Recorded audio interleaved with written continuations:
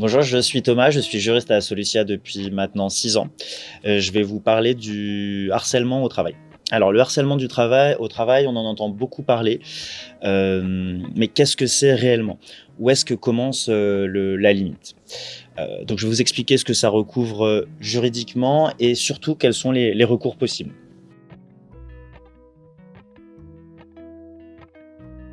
Alors, comment la loi définit le harcèlement au travail? En droit, le harcèlement au travail correspond à des agissements répétés qui entraînent une dégradation des conditions de travail.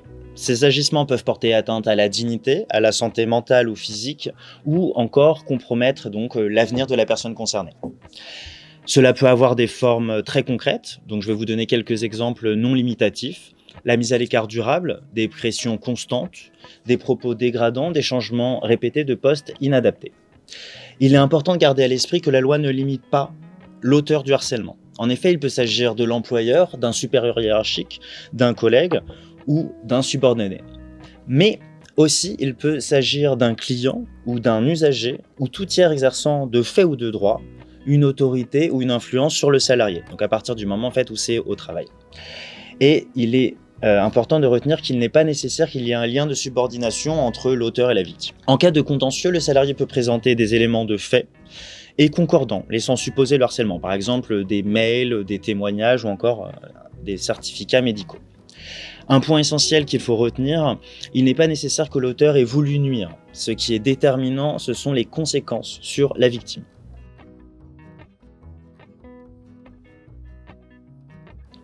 Donc, que faire en premier quand on pense être victime de harcèlement au travail?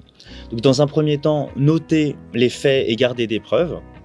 Se protéger, se faire accompagner, notamment par son CSE, le médecin traitant, la médecine du travail, les représentants du personnel, le département des ressources humaines ou encore le référent harcèlement s'il existe. Aussi, il est possible d'utiliser les dispositifs d'alerte interne. Donc, en fonction du nombre de salariés, de la taille de l'entreprise, il va y avoir une obligation légale de dispositifs d'alerte interne. Il est possible que ces démarches permettent de faire cesser la situation rapidement sans avoir la nécessité d'aller plus loin.